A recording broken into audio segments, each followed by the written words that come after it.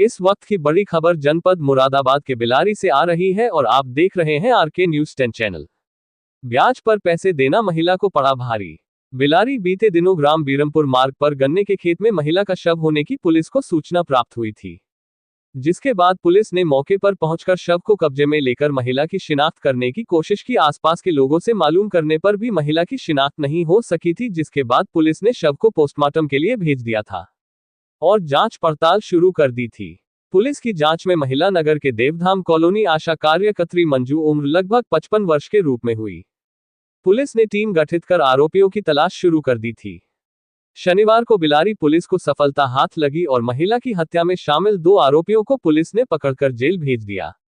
SP देहात संदीप कुमार मीना ने जानकारी देते हुए बताया कि पूछताछ में आरोपियों ने बताया कि महिला ब्याज पर रुपए देने का काम करती थी। उन्होंने महिला से ब्याज पर 2 लाख रुपए लिए थे, लेकिन महिला द्वारा बार बार रुपए वापस मांगने पर आरोपी नाराज थे। आस पड़ोस में बेइज्जती होने के कारण दोनों आरोपियों ने महिला की गोली मारकर हत्या कर दी और शव को गन्ने के खेत में फेंक कर चले गए। पुलिस ने दोनों आरोपियों के खिलाफ गंभीर धाराओं में मुकदमा दर्ज कर जेल भेज दिया। राजकुमार कश्यप की रिपोर्ट। मुरादाबाद जनपद के थाना बिलारी में एक रोजा बीरमपुर गांव है, वहां से पुलिस को सूचना मिली कि एक महिला का शव ईख के खेत, ईख यानी गन्ने के खेत में पड़ा हुआ है।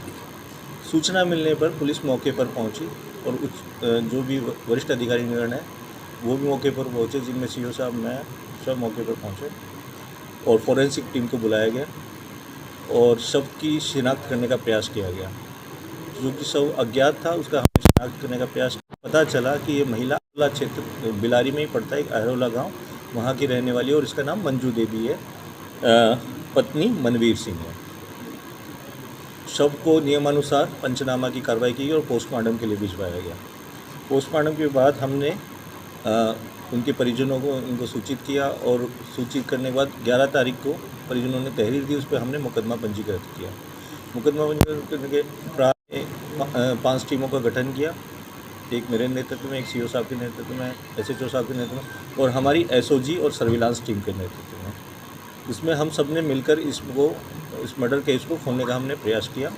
इसी में हमें इनके जो इसके हस्बैंड थे और इनके परिवारजन थे, उनसे हमें इनकी एक डायरी मिली जिसमें ये पैसे का उधार देने का कार्य करती थी, ब्याज पे पैसा दिया करती थी। और बातचीत मतलब आगे छानबीन में पता चला कि ये आशा कार्यकर्ता भी थी और जो अपने पैसे जो भी इनकम होती थी उसको ब्याज पे देने का काम करती थी। तो इसी में इसने एक लिस्ट मिली जो उसमें कुछ व्यक्तियों के नाम मिले। हमने उनको थाने पे बुलाकर पूछताछ की, जिसमें एक व्यक्ति पे हमें शक हुआ जिसका नाम था इंद्रकेश। उसके हमने क्षेत्र के हमने सीसीटीवी फुटेज भी खंगाले और इनकी सीडीआर भी हमने चेक की। तो इसमें इंद्रकेश और जो मंजू देवी थी उसकी लोकेशन 9 तारीख की पैरेलल दिखाई दे रही थी। तो हमें इस पे डाउट था तो हमने और भी आगे की छानबीन की तो पता चला कि ये महिला रात को अपने 9 तारीख को अपने घर, जो इसके 2 घर थे बिलारी में, एक देवीधाम जो बिलारी कस्बे में और एक गांव में है जो अहरोला गांव में, तो ये शाम को अपने गांव देवीधाम पे आई थी और शाम को 7 बजे के आसपास ये इसके साथ इंद्रकेश के साथ बाइक पे जाती हुई दिखाई दे रही है सीसीटीवी फुटेज में। तो हमने इन दोनों की लोकेशन दोनों की सीडीआर चेक की तो दोनों की पैरेलल लोकेशन आगे तक जाती हुई दिखाई दे रही थी, जो रोजा बीरमपुर गांव तक जाती हुई दिखाई दे रही थी। तो हमारा डाउट पूरा हमारा विश्वास में बदल गया कि ये कहीं ना कहीं व्यक्ति इस घटना में इन्वॉल्व है। तब हमने इसको लेकर अच्छे से पूछताछ की तो इसने अपना जुर्म कबूल किया और इसने बताया कि इस घटना में इसके साथ इसका भतीजा है वो गगन भी शामिल था। आप लोग भी आ जाइए, आप लोग आए नहीं आएगा सर? हाँ, घटना में शामिल थे इसका भतीजा भी।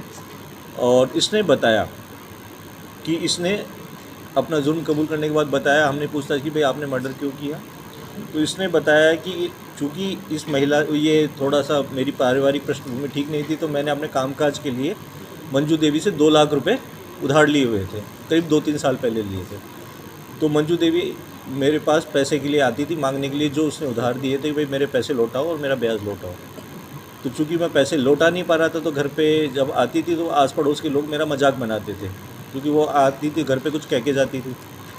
तो मैंने सोचा कि इस किस्से को ख़त्म कर दिया जाए तो मैंने इसके लिए तहत एक प्लान किया, अपने भतीजे को मिलाया। मैंने अपने भतीजे को पूरी बात बताई तो भतीजे ने कहा कि चाचा मैं आपका साथ दूंगा इसमें।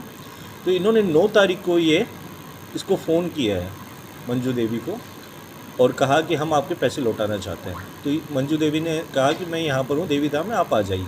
तो ये बाइक लेकर वहाँ पहुँचे और उसको बताया कि अभी तो हमारे पास पैसे नहीं, लेकिन मैं किसी से लेकर आपको दिलवा दूँगा। तो ये उसको बाइक पर बैठा ले गया। तो ये ग्राम वीरमपुर, शाहबाद रोड से ग्राम वीरमपुर के रोजा वीरमपुर है, उसका रोड कटता है और वो आगे तक अहरोला तक जाता है। तो रास्ते में करीब 7 बजे का समय है, रात्रि हो गई थी, लगभग अंधेरा हो चुका था 9 तारीख को।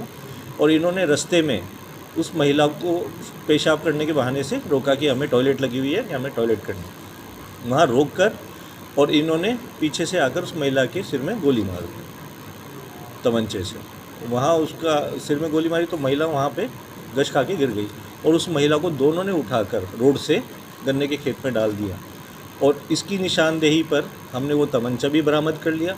उस महिला का फ़ोन इन्होंने तालाब में डाल दिया था, तो उस तालाब में से हमने 2-4 लोगों को लगवा कर उसका फ़ोन निकलवाया। उसके अलावा इस महिला के पास अपने बैंक के, प्रथमा बैंक में कुछ पासबुक अकाउंट थे, अकाउंट का पासबुक वगैरह थी, वो भी हमने उसकी निशानदेही पे अभियुक्त के बरामद कर लिया। अच्छा, कोई आपराधिक इतिहास है इनका?